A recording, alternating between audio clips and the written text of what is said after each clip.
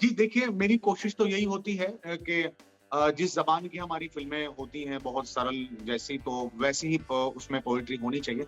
लेकिन बिनते दिल में ख़ास तौर से पद्मावत में ये था कि जब संजय जी ने मुझे वो सिचुएशन बताई थी, तो मुझे वो कैरेक्टर के ऊपर जिसके ऊपर पिक्चराइज़ करने वाले थे या जो जिसकी फ़ील उस गाने में थी, तो मुझे लगा वो बाहर से आया था वो कैरेक्टर तो उसकी कुछ फ़ील जो है वो अपनी मादरी ज़बान या मतलब कुछ अलग होगी, वो यहाँ की नहीं होगी। पेश कुल्लू शबाब खिदमत आली जनाब, आतिश कदा अदाओं से जल उठेगा आपके दीदाए तर का हिजाब। तो ये मुखड़ा ही अपने आप में बहुत मुश्किल था और मुझे पूरा यकीन है, ये शक नहीं है कि अगर संजय जी के अलावा कोई और होता तो ये गाना कभी लेता ही नहीं।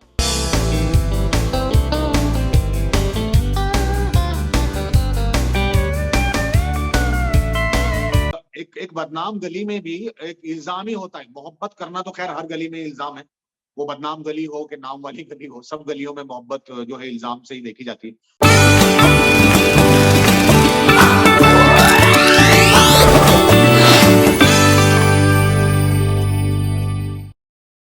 फराज, आपका इस्तकबाल बॉलीवुड हंगामा पर। जी, बहुत शुक्रिया। मैं बहुत-बहुत शुक्रगुज़ार हूँ बॉलीवुड हंगामा का और आपका कि आपने मुझे अपने प्लेटफ़ॉर्म पे मौका दिया कि मैं अपने सुनने वालों से रूबरू हो सकूँ आपके ज़रिए से। बहुत-बहुत शुक्रिया। फराज, कौन सा ऐसा लम्हा था जब आपको इस चीज़ का एहसास हुआ कि आप राइटर बनना चाहते हैं या बॉम्बे आप आना चाहते हैं? देखिए ये दास्तान बड़ी लंबी है। जब मैं मुज़फ़्फ़रनगर में रहता था ये तकरीबन 99 की बात है जब मैंने लिखना शुरू किया और मुझे लगा कि मुझे ये एहसास हुआ, हालाँकि वो एहसास बहुत कम उम्री वाला था उस वक़्त, मुझे ये एहसास हुआ कि मैं शायद सिर्फ़ और सिर्फ़ लिखने के लिए बना हूँ और मैंने उस पे यकीन कर लिया वो क्योंकि मेरे अकेले का एहसास था, मेरे आस-पास चूँकि जैसा कि आप जानते हैं यूपी और ख़ास तौर से हमारे मुज़फ़्फ़रनगर का जो माहौल है वो बहुत ही मतलब आर्टिस्टिक बिल्कुल नहीं है।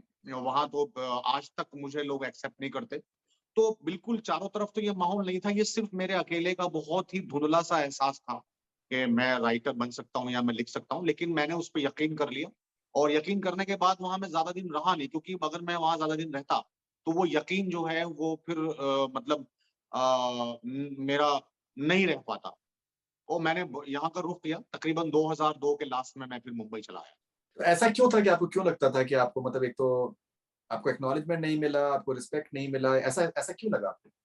नहीं, वहाँ पे देखिए मैं एक छोटे से गाँव का मुज़फ़्फ़रनगर में एक छोटा-सा गाँव है संबलगेड़ा। मैं वहाँ का रहने वाला हूँ, तो वहाँ बिल्कुल भी आर्ट का कोई माहौल है ही नहीं। मेरे गाँव में कोई राइटर, कोई शायर, कोई एक्टर, कोई म्यूज़िशियन, कुछ कभी किसी ने सुना ही नहीं, कभी कुछ था ही नहीं वहाँ।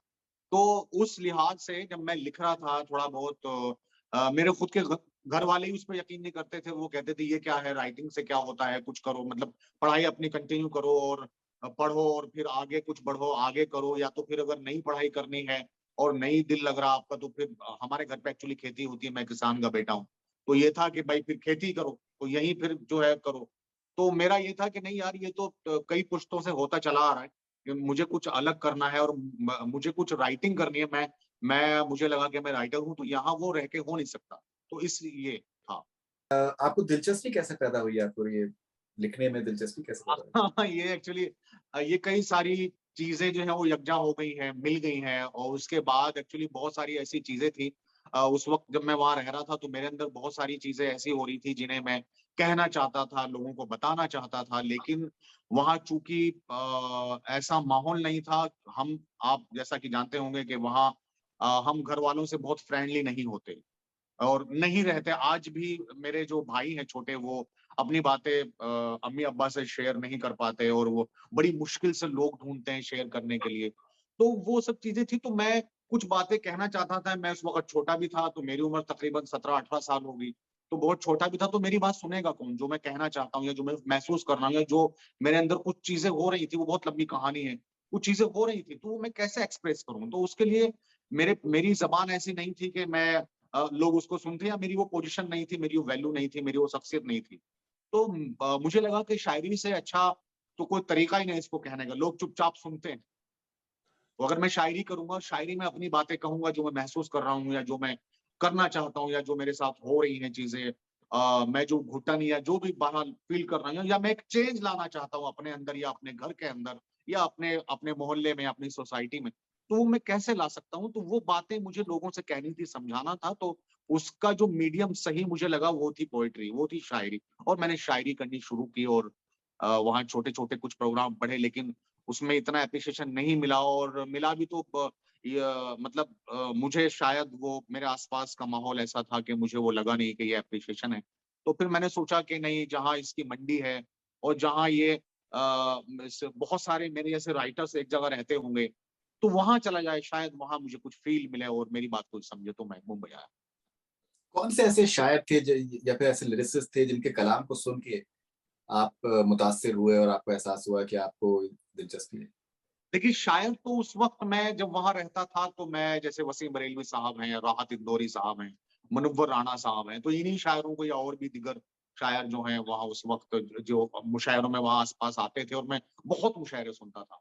तो आस-पास जो शायर आते थे उनसे मैं थोड़ा-सा वो था कि नहीं, मैं ऐसा बन सकता हूँ, मुझे ऐसा बनना चाहिए और मैं ऐसा बनना चाहता हूँ।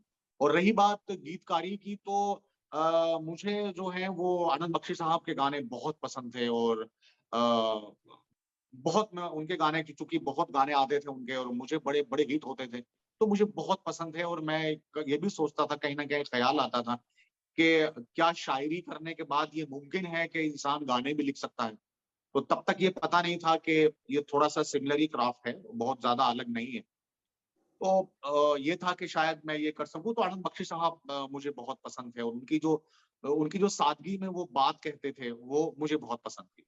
जैसे आपने एक गाना लिखा है बिनते दिल, जी, पद्मावत में। तो जी, अब ये बिनते दिल जनरली क्या है कि दैट थोड़ा-सा हल्का-सा पेचीदा एक हुक लाइन है। यूजुअली जी, क्या एक जो चलन है, वो ये है कि सिम्प्लिफाइड रखो, सहल होना चाहिए।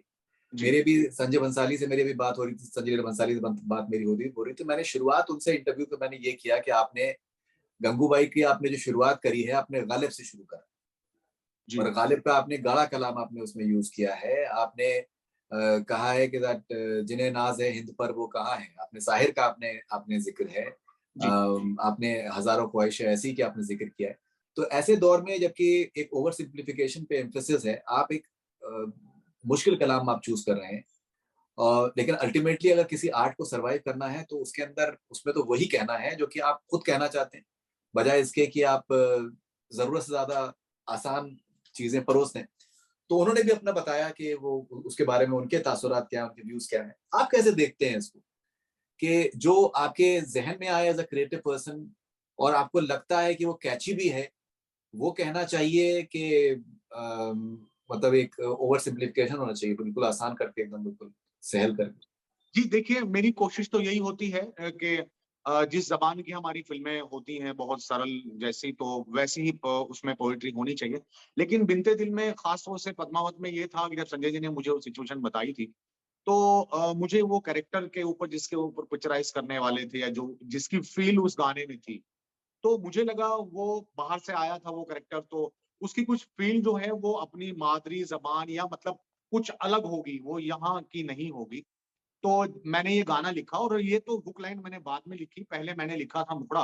पूरा गाना बहुत मुश्किल है कि पेश है कुल्लू शबाब खिदमत आली जनाब, आतिश कदा अदाओं से जल उठेगा आपके दीदाए तर का हिजाब।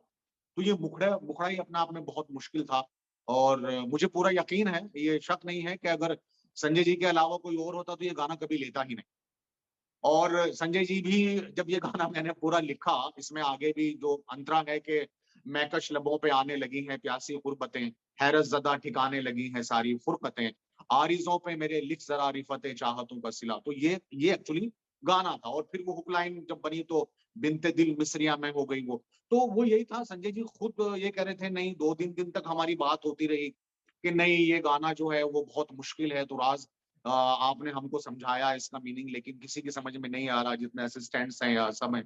तो वो ये था कि नहीं, नहीं करते इसको, लेकिन फिर मैंने उनसे रिक्वेस्ट की और उनको मैंने कन्विंस किया और कोशिश की कि नहीं सर, इसको आप इस गाने को रखिए, क्योंकि इसका साउंड बहुत अच्छा लग रहा है, और उनको खुद को भी इसका साउंड बहुत पसंद था कि नहीं, साउंड तो बहुत अच्छा लग रहा है, लेकिन थोड़ा-सा मुश्किल है। मैंने कोई बात नहीं सर, इस बार थोड़ा-सा एक मेरे कहने से रख लीजिए। तो उन्होंने वो बहरहाल उससे कन्विंस हुए, गाने की जो खूबसूरती आ रही थी निकल के, सिंगिंग के बाद और वो सब होने के बाद अरेंजमेंट वगैरह, तो वो उससे बहुत कन्विंस हुए। फिर मैंने भी उनसे कहा कि सर रखिए इस बार, देखिए अगर नहीं चला तो फिर कभी नहीं करेंगे। तो ऐसी काफ़ी बातें हुई और वो फिर उन्होंने रखा। मैं उनको थैंक्स करना चाहूँगा। और यहाँ बात आई तो मैं संजय जी को गाने के लिए तो थैंक्स करना ही चाहूँगा, बट मैं उन्होंने मुझे 2010 से कंटिन्यू 9 से मुझे वो काम दे रहे हैं। मैंने पहली फ़िल्म उनके साथ गुज़ारिश की थी और आज तक मैं कंटिन्यू कर रहा हूँ, तो मैं उनको थैंक्स करना चाहूँगा कि उन्होंने मुझे बार-बार मुश्किल गाने मेरे जो मुझे लगता था कोई नहीं लेगा, जैसे गुज़ारिश में तेरा ज़िक्र है या इत्र है, जब-जब करता हूँ महकता हूँ, वो पोएट्री थी। और फिर बाजीराव मस्तानी में तुझे याद कर लिया आयत की तरह, या आज इबादत रूबरू हो गई, जो मांगी थी उस दुआ से गुफ्तगू हो गई, वो हो, या फिर बिनते दिल हो, या इस फिल्म के अंदर भी एक गाना है जो अरिजीत ने गाया है, मुस्कुराहट को भी आने में मजा आने लगे, गम को भी इतनी खुशी दो। तो वो उन्होंने कंटिन्यूअसली मेरे पे फेथ किया और मेरी चीजों को समझा और कन्विंस हुए और उन्होंने वो चीजें रखी। तो मैं इनको अगेन थैंक्स करना चाहूंगा। आयत बहुत खूबसूरत गाना था, जी। कमाल का खूबसूरत है। गुजारिश है, मुझे ध्यान पड़ा एक एक गाना था, कुछ 4 आने का कुछ था, क्या था एग्जैक्टली? हाँ, वो 100 ग्राम ज़िंदगी वो मेरा नहीं था। वो आपका नहीं था, 100 ग्राम जिंदगी। हाँ, वो गाना विभू उनके असिस्टेंट थे, उन्होंने किया था। और चूँकि मैं इस फ़िल्म में बहुत देर से एंटर हुआ था, और पहले एंटर हुआ था मैं, लेकिन फिर किन्हीं वजहों से मैं उनके साथ नहीं कंटिन्यू कर रहा था। फिर ब 6, 7, 8 महीने के बाद फिर से उन्होंने मुझे बुलाया और फिर से मैं एंटर हुआ था एक्चुअली। गंगू भाई के बारे में अगर बात करें, गंगू भाई के गाने बहुत पसंद किए जा रहे हैं। जी। आपका फेवरेट गाना कौन सा है? मेरा फ़ेवरेट गाना मुस्कुराहट। ऐसे तो सारे ही अच्छे हैं क्योंकि मैंने शायरी अगेन शायरी करने की कोशिश की है। अगर आप देखें तो जब सैयाँ जो गाना है, जब सैयाँ आए शाम को तो लग गए चाँद मेरे नाम को, सर पे रख के नाच फ्री में हर जलते हुए इल्ज़ाम को। तो एक एक बदनाम गली में भी एक इल्ज़ाम ही होता है। मोहब्बत करना तो ख़ैर हर गली में इल्ज़ाम है। वो बदनाम गली हो कि नाम वाली गली हो, सब गलियों में मोहब्बत जो है इल्ज़ाम से ही देखी जाती है। तो उसको भी इजाज़त नहीं है इश्क करने की। वो उनके हिसाब से गलत माना जाता है कि अगर आप इश्क कर लेंगे तो फिर ये काम कब करें? तो वहाँ भी एक इल्ज़ाम था, तो वो मैंने कोशिश उस सिचुएशन में रह के मैंने कोशिश की कि वो मैं कर सकूँ, शायरी उसमें हो पाई। इवन दूसरा गाना जो आपने सुना होगा, शिकायत है, उसकी एड-लिब की लाइनों में मैंने बहुत अच्छे जो है वो कता डालने की कोशिश की है कि किसी की याद में शामें गुज़ारने के लिए, कलेजा चाहिए खुद खुद को मारने के लिए, घाट मौत के हर दिन उतरना पड़ता है, ये इश्क दिल में मेरी जान उतारने के लिए। तो इसमें भी, और इवन जो इसका जो गाना है गंगूबाई का, वो जो अरिजीत सिंह ने गाया है, चूँकि बहुत अच्छे सिंगर भी हैं वो, और संजय जी ने बहुत खूबसूरत वो गाना कंपोज़ किया है। सारे गाने अच्छे कंपोज़ किए हैं। बट मुस्कुराहट मेरा फ़ेवरेट है क्योंकि उसमें एक अलग कुछ बात कहने की कोशिश की है मैंने, अगर आपने सुना हो। एक जब जिस माहौल से हम इन 2 सालों में गुज़रे हैं, या सिचुएशन आदमी की ज़िंदगी में सिचुएशन तो आती रहती है, डिप्रेशन की तरफ वो जाता रहता है, क्योंकि हर वक़्त आपको कामयाबी नहीं मिलती है। तो बहुत बार, मतलब बहुत ज़्यादा बार नाकामयाबी मिलती है और फिर आपको कामयाबी मिलती है। तो उस नाकामयाबी से बाहर आने के लिए और एक सपोर्ट, एक एक एक मोटिवेशन के तौर पे वो गाना मैं देखता हूँ और मैंने लिखने की कोशिश भी की है। कि मुस्कुराहट को भी आने पे मज़ा आने लगे, गम को भी इतनी खुशी दो वो मुस्कुराने लगे। तो ये उसमें मेरे बहुत करीब है ये गाना।